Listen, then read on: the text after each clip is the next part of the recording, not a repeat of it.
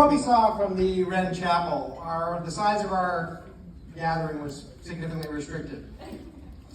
So if you're here tonight, it means you're a very important person in the DeMallie or Falcone family. And we absolutely appreciate the effort that all of you made to get here and be here to celebrate this occasion.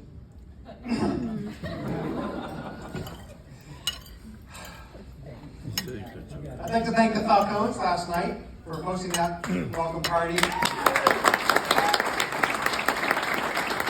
all had a great time meeting new people and catching up with people we hadn't seen in a while.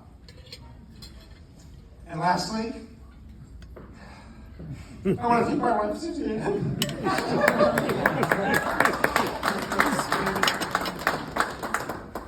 She is an amazing wife and mother.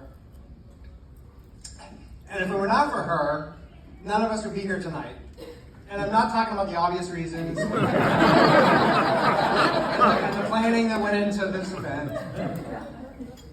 She actually had a role in Katie attending William and Mary. For those of you who don't know, both of these two were valedictorians in their high schools. Yes.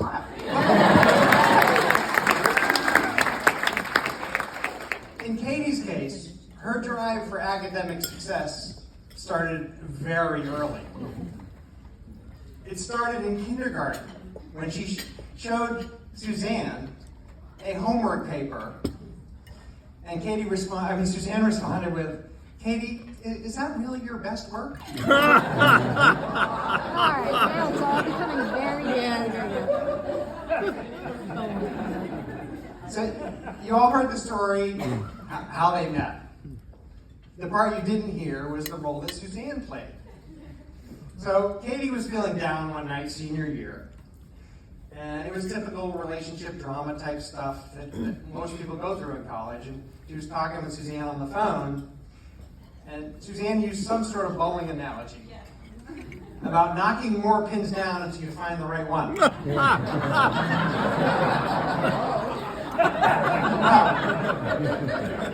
That was the night Katie went out and reconnected with Nick and apologized to Nick for that incident freshman year in that chemistry class. And so she knocked him down that night.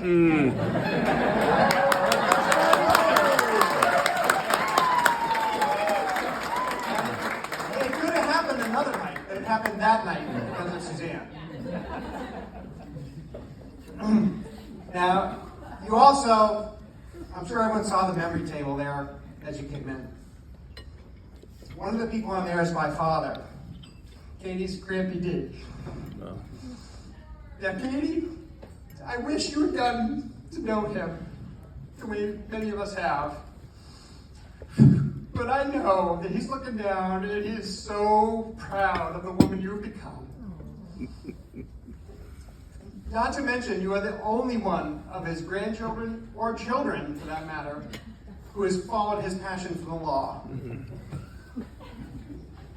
When Katie was just 5 years old, she asked Suzanne why her Grampy D had died.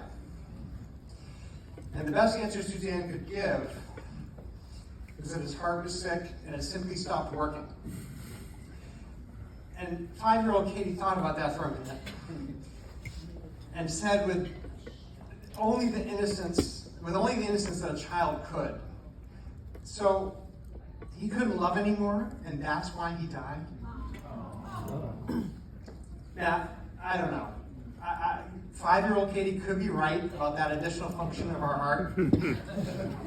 What I do know is that these two love each other very, very much. And that means their hearts are healthy and strong, and their love will grow for years to come. So with that, I'd like to raise a glass to Katie and Nick with all of our love.